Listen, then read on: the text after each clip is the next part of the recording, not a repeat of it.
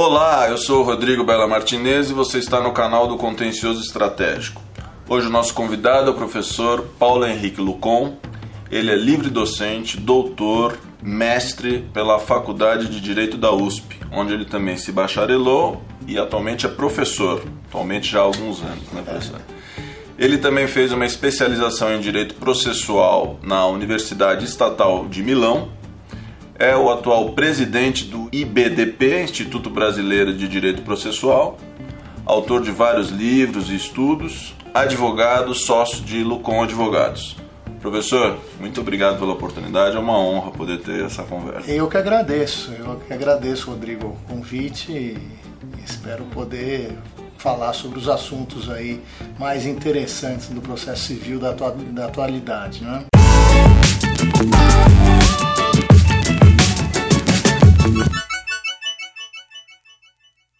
Professor, o novo Código de Processo Civil, ele criou o incidente de desconsideração da personalidade jurídica. A princípio, essa medida foi elogiada porque evitou que muitas vezes terceiros fossem incluídos no polo passivo, principalmente na fase de execução, sem qualquer aviso prévio. Mas, por outro lado, agora, depois de 3 anos aí de vigência, se nota que isso acabou retardando a tramitação, até porque o processo principal é suspenso. Como é que é a sua visão desse cenário?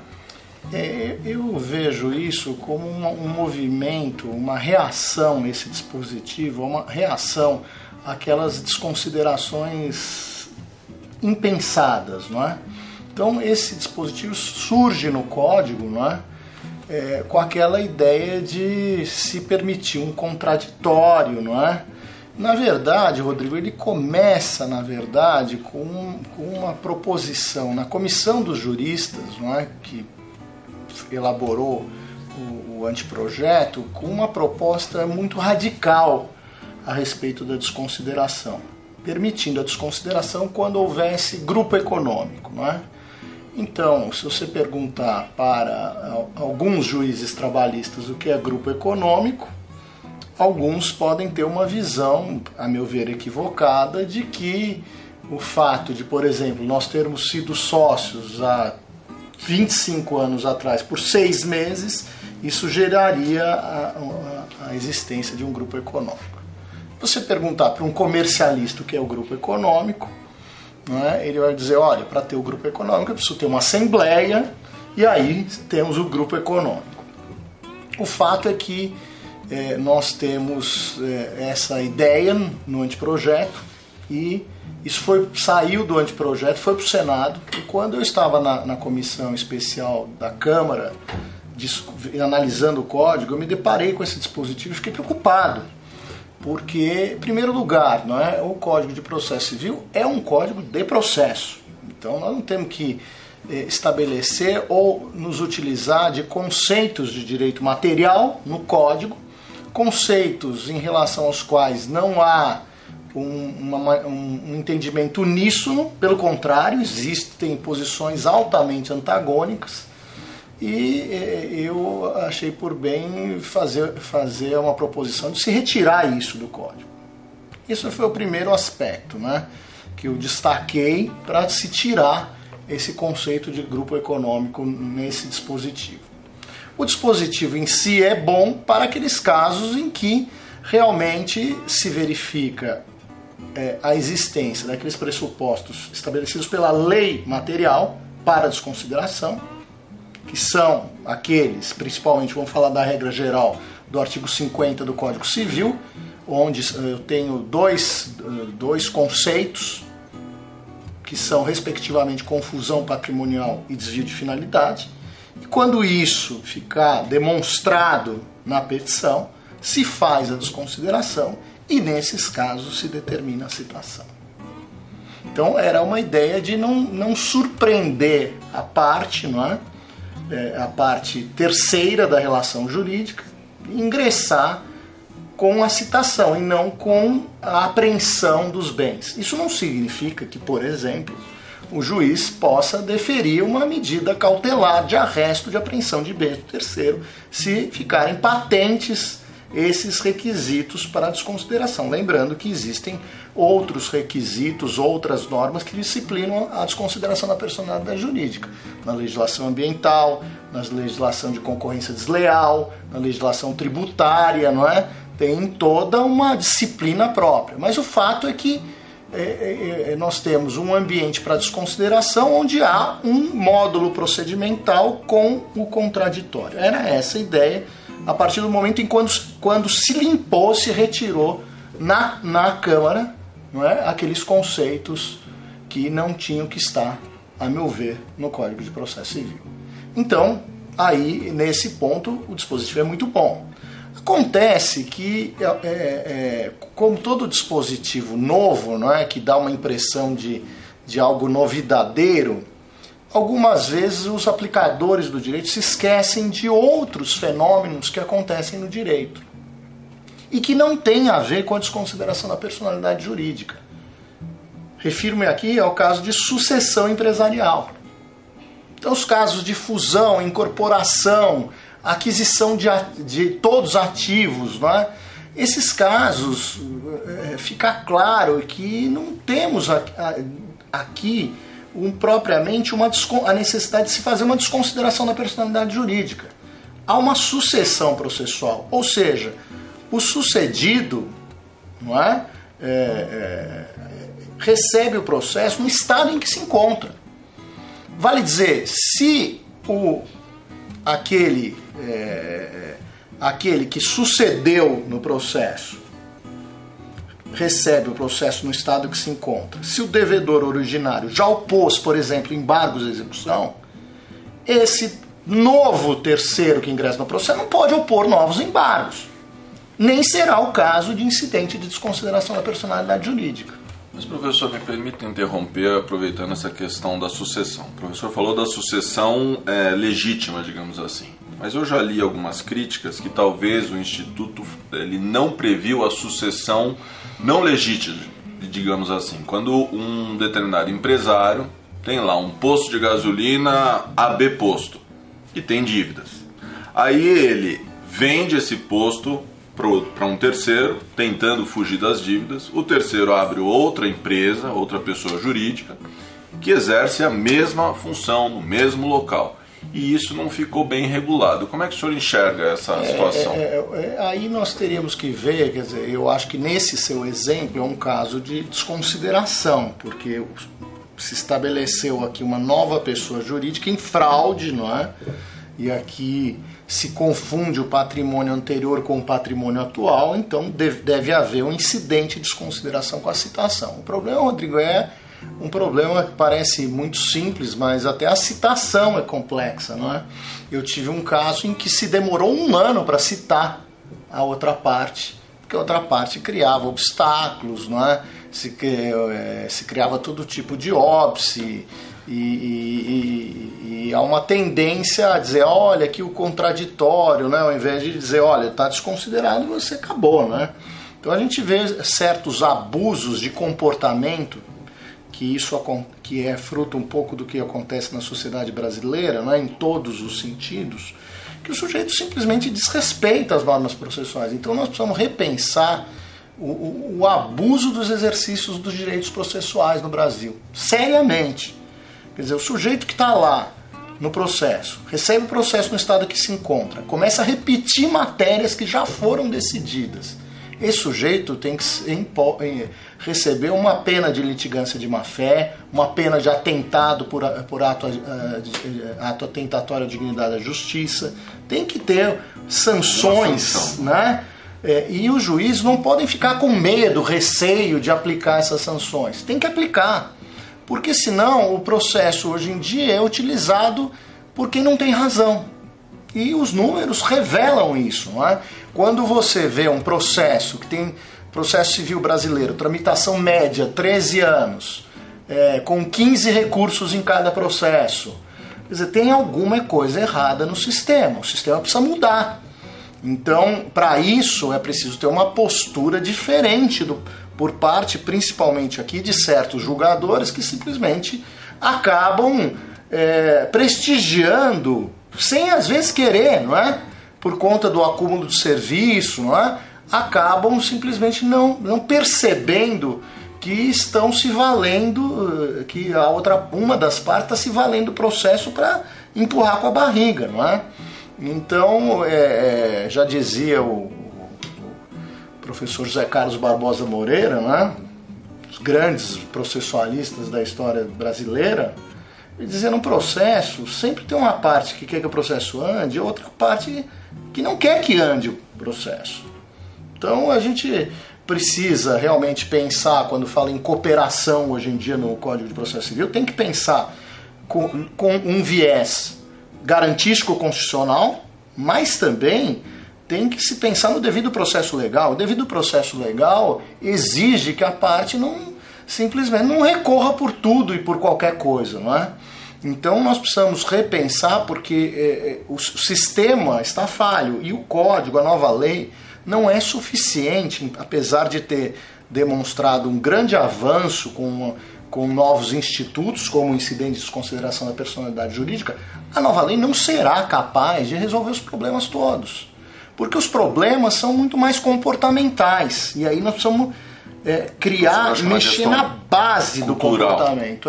E eu acho que não tem outra fórmula de se impor, que não mexer no bolso. Mexer no bolso. Apresentar sanções pesadas para o litigante de má-fé, para o litigante que repete argumentos, para o litigante que recorre de tudo, não é?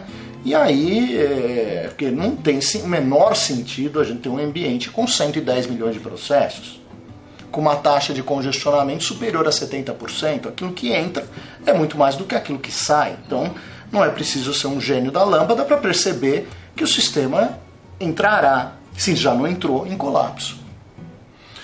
Bem, professor, aproveitando ainda essa atmosfera e ainda nesse universo de execução, digamos assim, a gente ainda visualiza aquela célebre disputa, né, entre o princípio da máxima efetividade processual, né, a parte que tem direito quer ver satisfeito o seu direito material, e para isso precisa recorrer ao rito processual, assim como o devedor, ele espera que aquele princípio da menor onerosidade seja respeitado.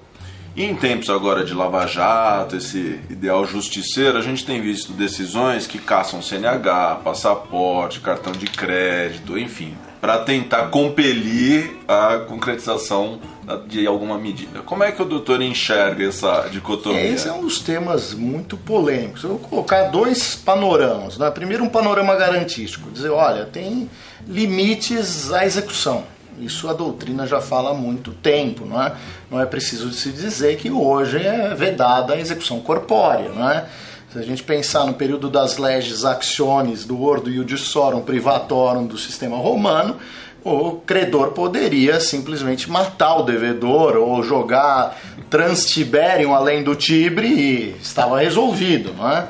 Houve um crescente histórico e longo, gradual, aprimoramento do processo para que o processo não fosse corpóreo. Se você pegar no sistema romano, foi proibida a execução corpórea, já na extraordinária cognicio, mas se pegarmos as ordenações, nós vamos ver dispositivos vedando a execução corpórea, não é? Quer dizer, era algo que não é tão assim, num passado tão... Se estava vedando é porque a ideia estava ali, porque a ideia estava lá e porque acontecia, não é?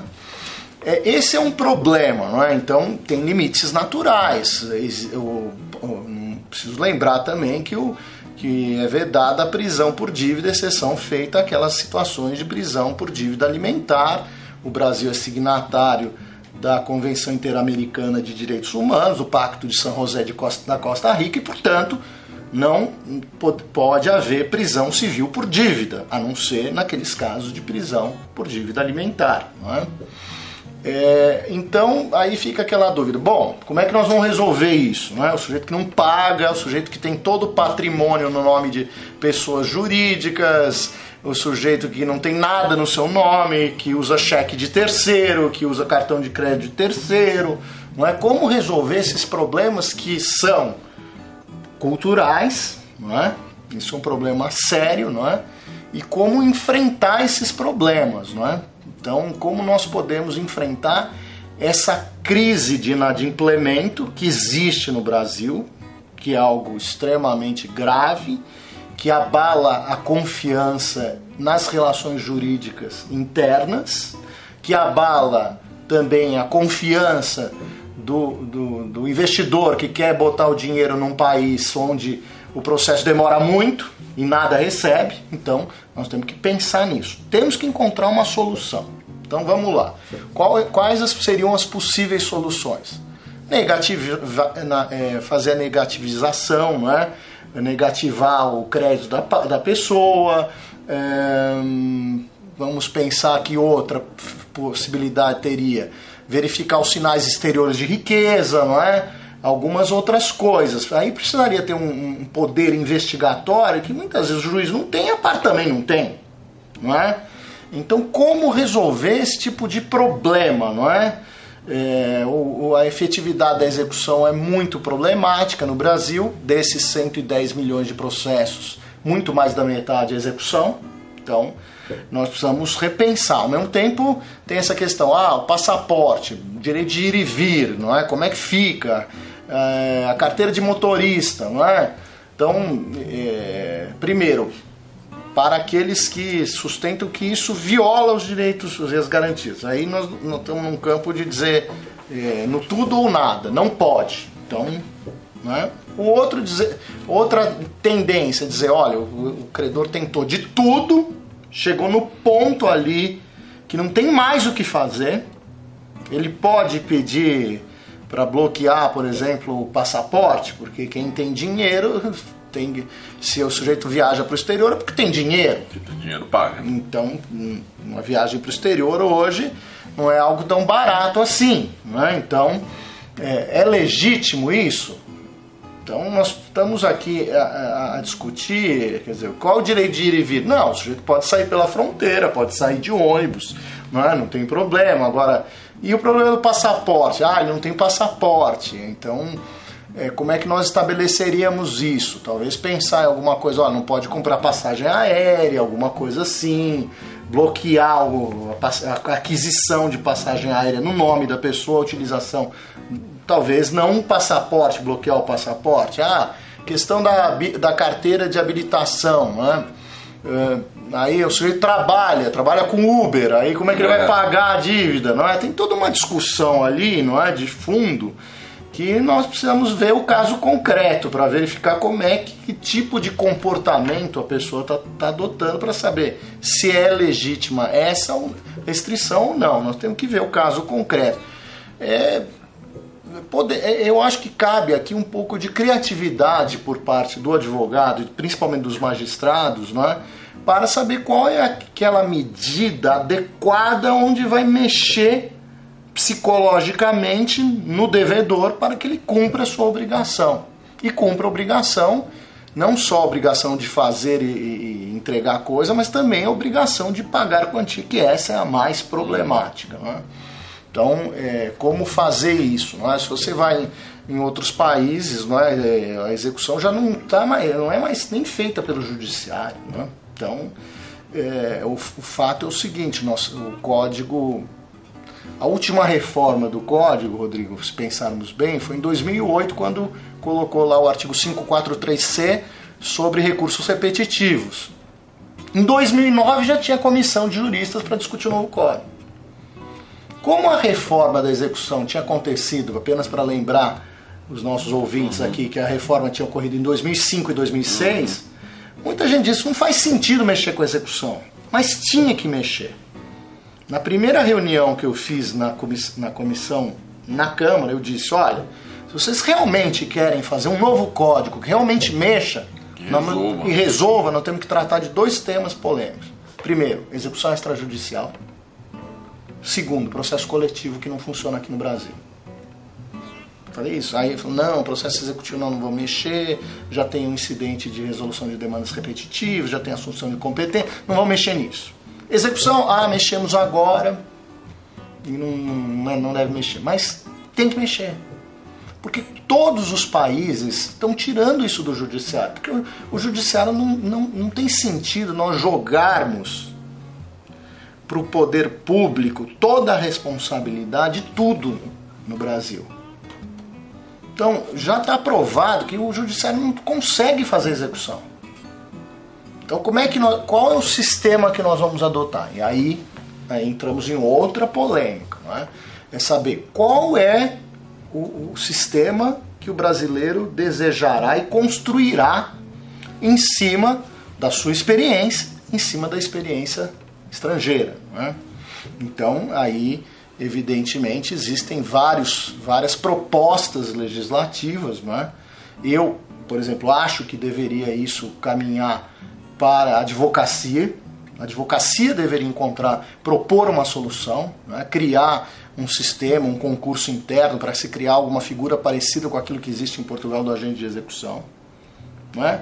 E esse advogado fica responsável por fazer a pesquisa dos bens, não é? Fazer essas medidas de inteligência, não é? Que essencialmente o problema é muito mais de inteligência para se chegar a esses bens. Então, se tiver um estímulo para um auxiliar eventual da justiça fazer essa busca, isso vai funcionar. Agora, eu sou visceralmente contrário, por exemplo, a deixar a execução extrajudicial para cartórios. Não funciona isso. Nós temos que criar um sistema brasileiro próprio, aproveitando esse imenso número de advogados que nós temos, e criar um sistema brasileiro de execução extrajudicial, tirando do judiciário. O judiciário, o juiz não pode ser um burocrata, um sujeito que fica tomando conta de oficial de justiça e de avaliação de bens. Ele estuda, ele faz a faculdade, presta um concurso difícil para decidir corretamente aqueles casos complexos. Exercer ali o jurisdiction. Não tem sentido o juiz ficar um burocrata administrador de cartório. Então, evidente que os incidentes na execução, cognitivos na execução, esses sim devem ser para o juiz, mas devem ser eventuais. Aquela cognição rarefeita, exceção. Porque essas medidas burocráticas têm de sair fora do Estado.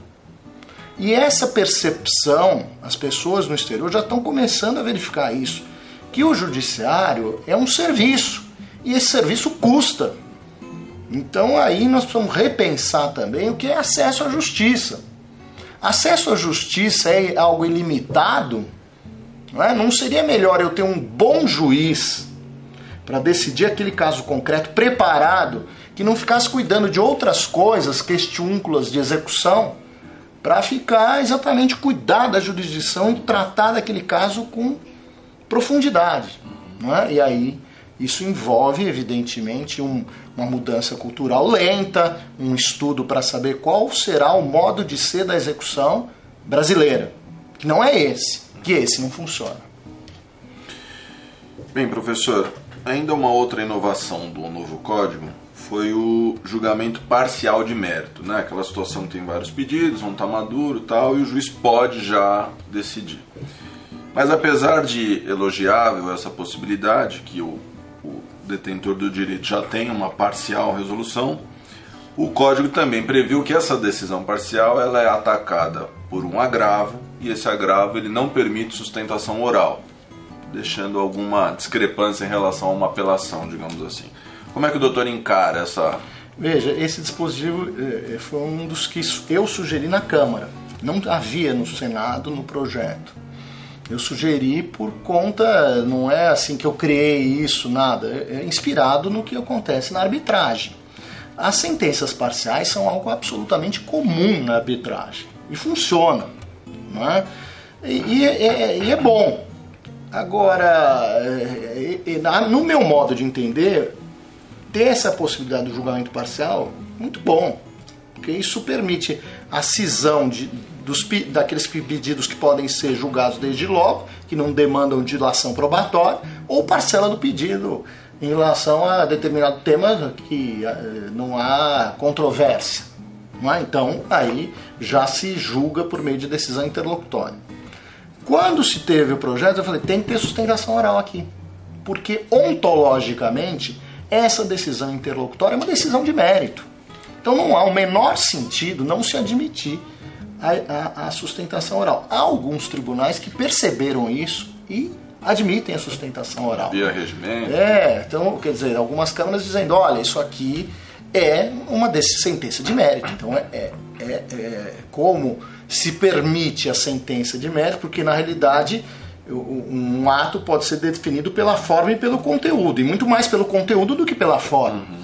Então, além, ontologicamente, aquela decisão de mérito, portanto, deveria admitir a possibilidade de sustentação oral. Um absurdo isso que está no código, mas aí fala, não, já estamos admitindo aqui a decisão interlocutória de mérito, isso aí vai mais sustentação oral. Houve uma resistência por parte dos tribunais, e é evidente que num ambiente de volume, né, e muitas das coisas que não passam na legislação brasileira, muitas, não é, são pensadas a partir do prestador do serviço. Isso aqui não é bom, isso aqui vai dar trabalho para o tribunal. Isso aqui atrapalha a advocacia. Quer dizer, a gente não pensa que no fim da cadeia existe uma pessoa chamada jurisdicionado, que é aquele cara que está esperando a justiça, e que não vê a justiça. Não é? Então, muitas vezes a gente está num processo, nós advogados, a gente entra num problema e se esquece que por trás daquilo tem pessoas, tem problemas, e a gente precisa começar a repensar isso. Né? Então, muitos dispositivos não passam por causa disso. Não, isso aqui, olha, tirar efeito suspensivo da apelação. Quer dizer, você permite no Brasil a tutela provisória. Agora, você permite a execução imediata da tutela provisória, mas não admite a execução provisória de uma sentença. É um contrassenso. Agora, vai falar na Câmara, eu tentei propor várias sugestões. Não pode. Como é que vai suspender? Não, prevê uma medida, uma cautelar. Não, os tribunais ficarão lotados de cautelar. Agora quer dizer, não adianta nada. Então a gente começa a pensar na justiça do ponto de vista das estruturas, mas só isso não dá. A gente tem que pensar no jurisdicionado. Também num contrassenso, você permitir a efetividade de uma tutela provisória, que pode ser fundada na urgência ou na evidência. E eu acho que até houve um certo esvaziamento da tutela da evidência, o julgamento parcial esvaziou um pouco, porque a tutela de evidência é fundada numa cognição sumária. E é difícil, não é, Rodrigo, a gente verificar na prática, não é? Você como advogado, eu também, não é? Há muitos anos, não é? Quantas vezes você viu uma decisão concedendo uma tutela provisória ou tutela antecipada na sistemática anterior por conta de um abuso do exercício do direito de defesa, a tutela sancionatória? Raríssimo. Então, a gente vê a tutela de evidência, que é algo bom, não é? Que é algo esperado no referé francês, belga, luxemburguês, só que na prática o juiz não concede. Ele concede quando tem urgência. Mas ele fica com receio de conceder quando tem tutela de evidência.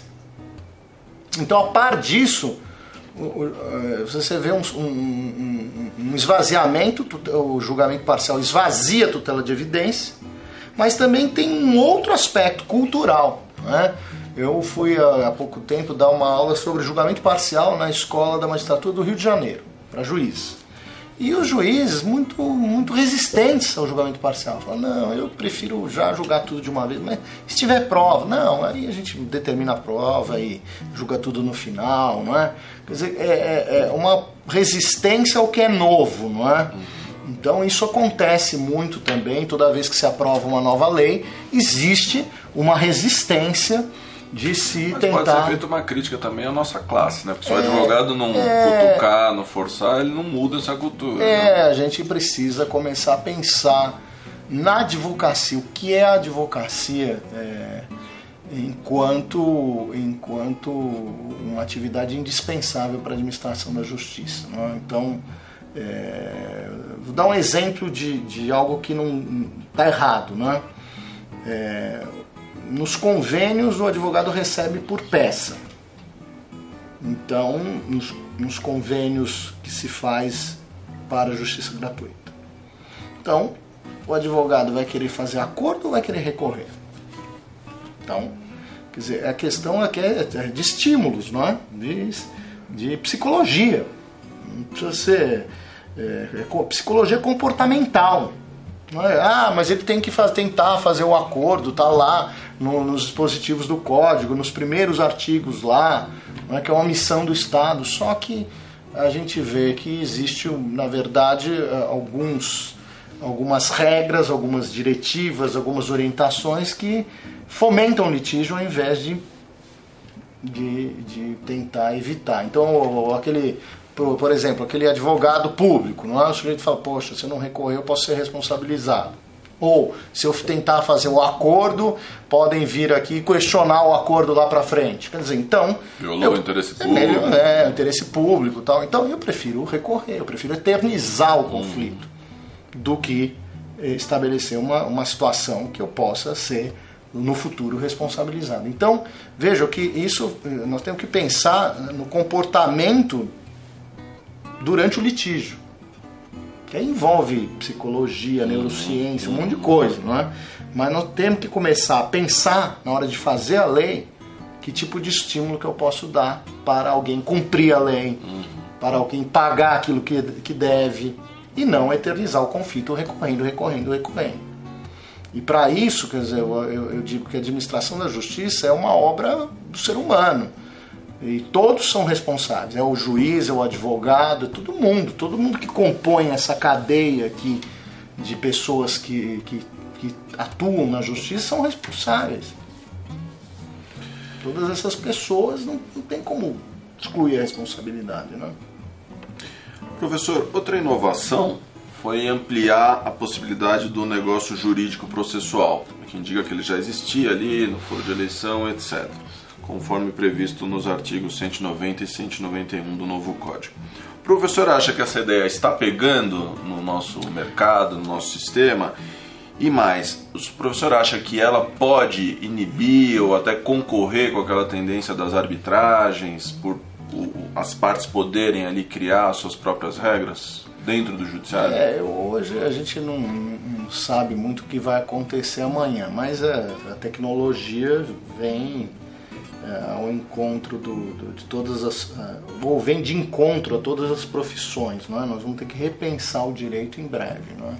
Então hoje, por exemplo, já se fala de mediação online, arbitragem online, não é? Eu diria, vai chegar um momento que haverá uma ampliação desses mecanismos e um barateamento da arbitragem e da mediação, não é? E aí entra naquela questão da disposição, né? Os atos dispositivos. Essa recente alteração da lei de arbitragem vedou a arbitragem em matéria de consumidor, mas nós teríamos que repensar em permitir a arbitragem também nesses casos, não é?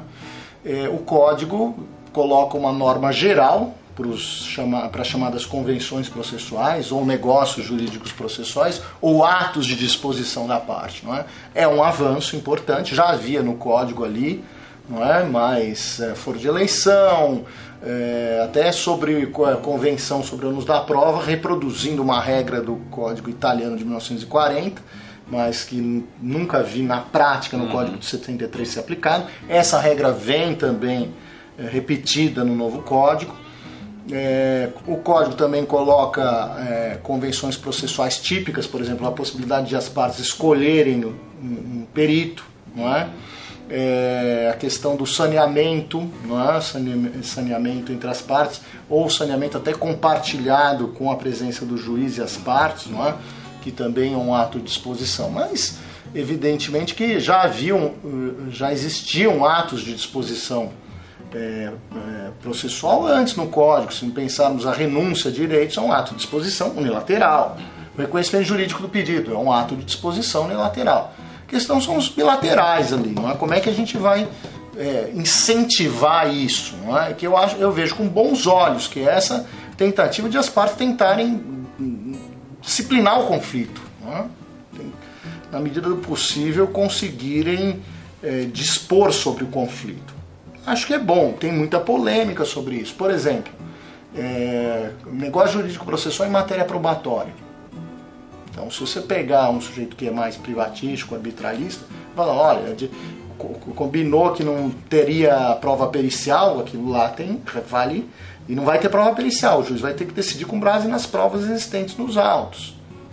Você vai para um sistema francês e português, isso é prestigiado. Agora na Itália já tem um publicismo maior, não é? Então não, se o juiz verificar que há necessidade de produção de prova pericial, não é porque as partes combinaram, porque ele está representando a justiça e, portanto, ele deve procurar a verdade real. Nesse caso, poderia determinar, com base naquelas alegações e na matéria controvertida dos autos, determinar de ofício a realização de uma prova pericial. Há uma tendência, eu vejo nos estudos acadêmicos recentes, de se prestigiar os atos de disposição processual. Eu vejo assim, eu vejo espaçado, não é? Vejo com bons olhos, é uma tentativa de regular, de a própria sociedade tentar regular os conflitos, vejo com bons olhos, mas não vejo ainda, não é, uma aplicação com muita intensidade, não é? Como se desejaria. Mas eu diria assim, como tendência, não é, até no sistema brasileiro, eu gostaria de ver isso, não é? Certamente nós não conseguiremos ver isso, mas quem sabe deixar um pouco para as partes certos atos processuais, não é? Alguns sistemas, por exemplo, a fase postulatória é toda feita fora do judiciário, não é?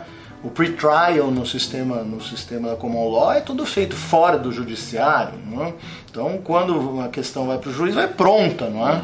A prova pericial é toda paga pela parte, custa caro, não é? Então, tem toda uma questão de acesso à justiça, que é um pouco problemático, mas que também começa a colocar as partes para tentar resolver os seus conflitos. A questão é como vamos resolver isso naquelas situações em que a parte não tem condições de custear o processo, que é um problema no Brasil, mas também tem o outro lado, que é um certo abuso do litigante de se requerer sempre assistência judiciária aqui no Brasil, quando não seria um caso claro de ser beneficiário da assistência judiciária gratuita. Entendeu?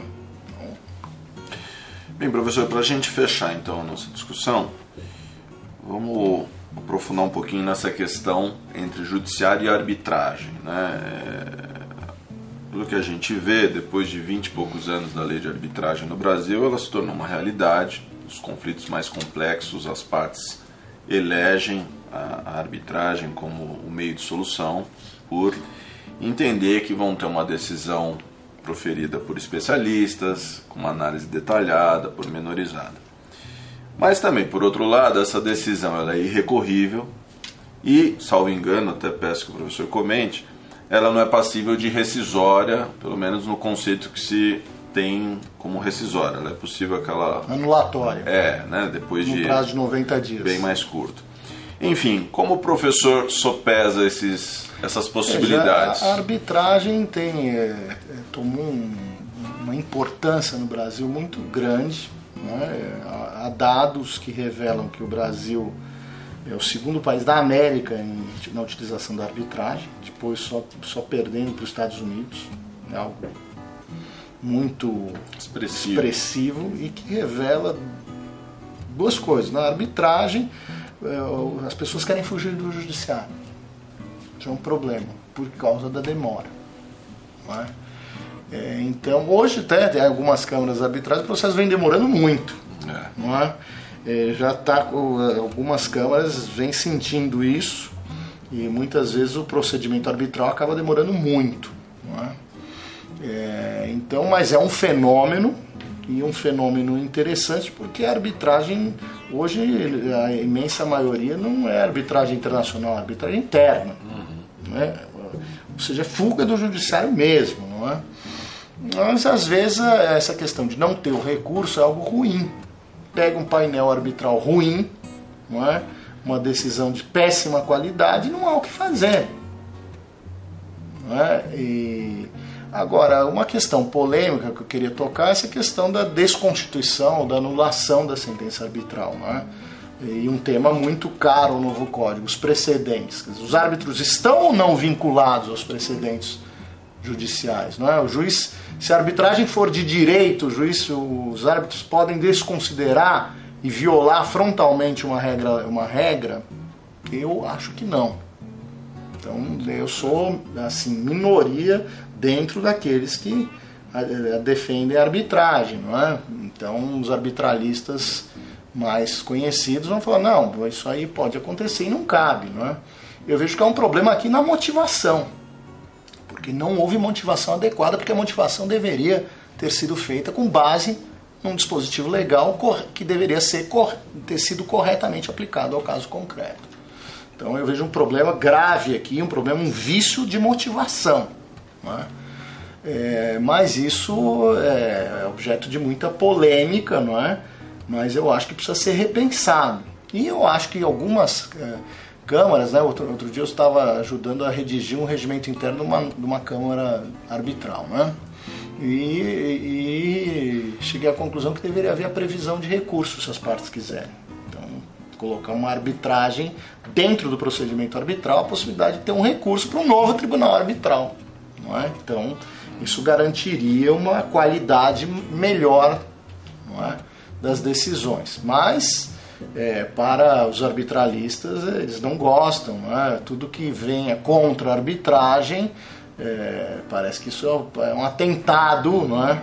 Quase um atentado terrorista. Não, o que não dá para se aceitar realmente são aquelas decisões, aquelas sentenças que beiram a teratologia, não é? Que realmente a gente vê que tem coisas absolutamente equivocadas ali, violadoras dos mais comizinhos princípios do devido processo legal, da motivação das decisões. Então, nesses casos, aí realmente a questão tem que ser decidida no judiciário e se anular realmente essas sentenças absurdas que não têm razão de ser, não podem sobreviver no ordenamento jurídico, devem ser literalmente extirpadas do ordenamento jurídico. É óbvio que, como eu disse, tem resistências com relação a esse entendimento, mas essa é a minha visão por conta daquilo que eu já vi em relação a algumas sentenças arbitrais. Evidentemente que